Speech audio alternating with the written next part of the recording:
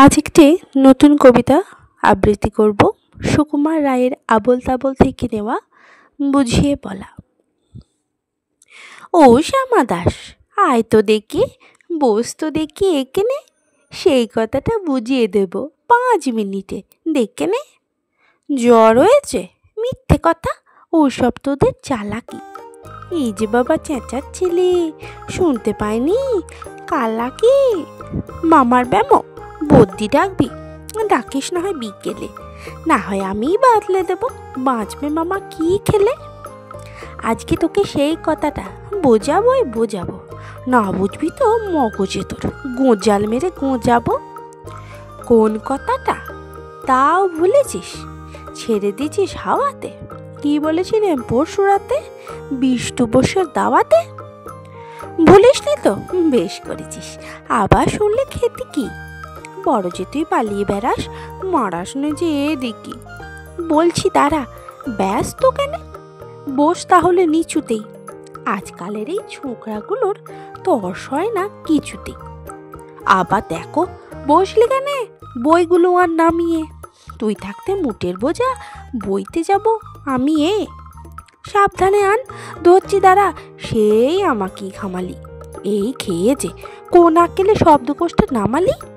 ঢের হয়েছে, আয় দেখি তুই, বস তো দেখি এদিকে। ওরে গোপাল, গোটা কয়েক পান দিতে বল খেদিকে।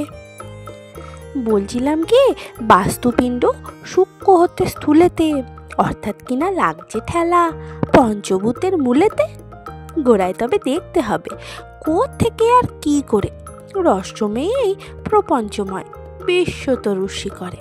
অর্থাৎ কিনা এই মনে কর, রোদ পড়েছে ঘাসেতে, এই মনে কর চাঁদের আলো পড়লো তারই পাশেতে।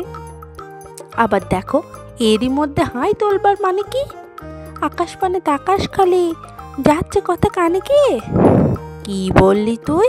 এসব শুধু আবোল তাবোল বকুনি। বুঝতে হলে মগজ লাগে, বলেছিলাম তখনই।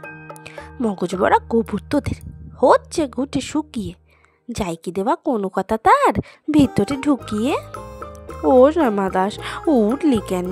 কেবল যে চাস পালাতে, না শুনবি তো মিথ্যে সবাই আসিস কেন জ্বালাতে?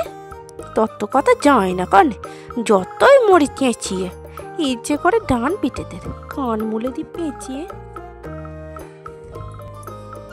আমার কবিতা আবৃত্তি যদি আপনাদের ভালো লাগে থাকে, তাহলে আমার এই চ্যানেলটিকে সাবস্ক্রাইব করে দেবেন, পাশে থাকবেন এবং বেল আইকনটি প্রেস করে দেবেন, যাতে আমি যখনই কোনো ভিডিও দেব তার নোটিফিকেশন সরাসরি আপনাদের কাছে পৌঁছে যায়।